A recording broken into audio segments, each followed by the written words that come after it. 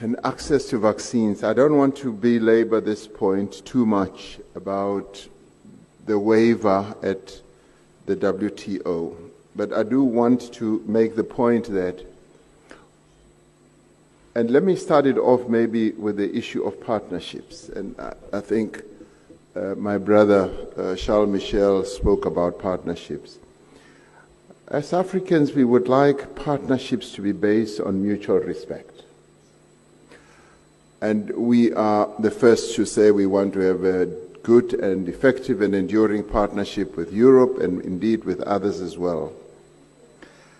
But quite often we find that there is a bit of paternalism that underpins the relationship between us. I'll give you a very good example. After Omicron was announced, I was due to travel to West Africa. And in traveling in the wake of Omicron, I received calls from the 4 presidents that I was going to travel to, President Macky Sall, Buhari, Ouattara, as well as Akufo-Addo. And they said, we've heard about this Omicron. Are you still coming? We want you to come. What can we do to help? And I said, President, if you're still relaxed about our coming, we are coming. A plane load of us, together with journalists, we got on the way. Before I left, I also got some calls from Europe. And the calls were so paternalistic. They were saying, hello, President Ramaphosa, we've heard about this Omicron. I am sorry to tell you that we are banning travel to Europe from South Africa and Southern Africa. No discussion, no attempt to hear what our views are. And I'm saying that the relationship needs to be mutually respectful. We need to respect one another. The African presidents respected me as we respect one another. But from Europe, I just got a message of saying, we've banned travel, thank you, goodbye, see you next time. That's not the way to conduct relationship. So there needs to be consensus, there needs to be discussion. And I want to talk about the issue of access to vaccines. We have made a proposal which is supported by more than 100 countries. And what we have said is we want, and this comes back to what the youth were saying as well, they want to know whether they have a continent which will help to develop their skills, where they can thrive. But what do we want? We want to be able to make our own vaccines. And we will deal with the issue of reluctance for our Africans to take vaccines. But we want to make vaccines. We don't just want to fill and finish and package, which is what we are being offered. That we want you to build a capacity to fill, finish, and package, and we will send you the drug substance. And we say, no. We want you to relax the intellectual property rights for a while so that we can make the drug substance, because we have the capability. And there are quite a number of countries on the continent that can. And right now, we've got countries like Egypt, Nigeria, Ghana, Senegal, Rwanda, South Africa, and Kenya. Easily, they have the capability, the manufacturing capability, and we are saying we want to be able, we want to go beyond just getting the substance from Europe or wherever, filling and distributing. We want to make the drug substance, because that is where the intellectual property resides.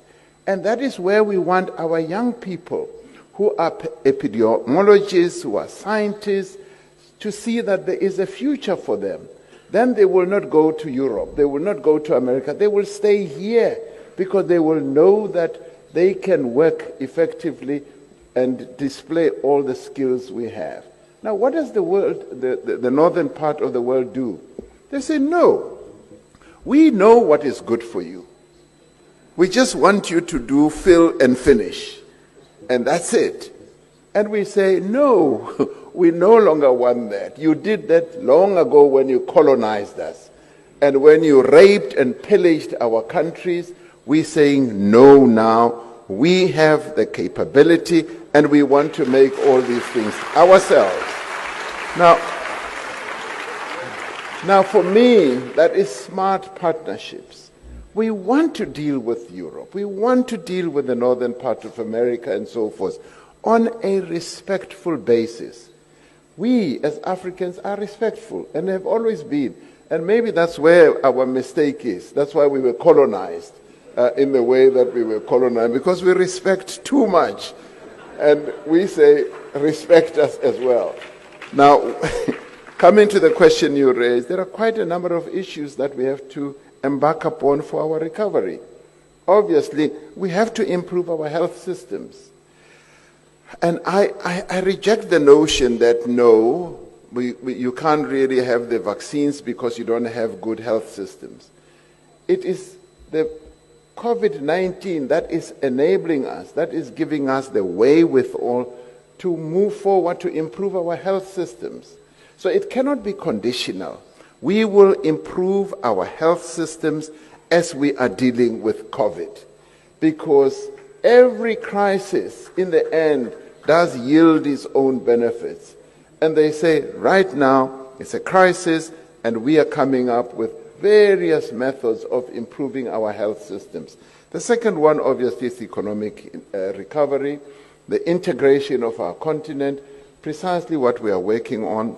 And the other one, of course, is the whole process of industrializing and building a manufacturing base. And this is where the North looks down on us. They say, no, you don't have the wherewithal and all that. And we say, we are building it. And the other one is infrastructure. The infrastructure build that you are seeing here in Senegal is phenomenal. This is a country on the move. And Africa is on the move. We are improving ourselves. So we want the world to recognize us, to recognize that. And the other issue is access to finance. Another injustice that happens is this. The northern part of the world, the rich countries, have been able to borrow trillions of dollars to deal with this pandemic. But they are borrowing at almost zero interest rates. When we borrow at high interest rates. In my own country, for instance, we've got a growing deficit because most of our revenue goes towards paying debt. And we are saying we want to borrow on really preferential, including at zero interest rates, so that when we get funding, we're able to use it for developmental needs. And that is why the limitations that are placed by financing institutions when they rate our countries is so unjust, because they say you must limit your deficit to 3%. Anything that goes about that, then they rubbish your country and you can no longer borrow. So it is important that we should be given the ability and the capability to raise funds. On the security side, Southern Africa is now involved in a war. In Mozambique, we're fighting insurgents who are spreading, and the Sahel region and so forth. And we've been in the DRC, South Africa, for many, many years. We need funding, because the mission of the United Nations is to ensure that there is peace in the world. And the rich countries who became rich, who became rich because they plundered and pillaged the countries that they colonized. The wealth that you see in the northern countries is the wealth that comes here, that comes from here. And we are saying, live up to your responsibilities. We need funding to fight the insurgents. And therefore, yes, the world system needs to fund us so that we continue to fund to fight the war in our region. Lastly, the issue that is really going to be a boon for all of us is multilateralism.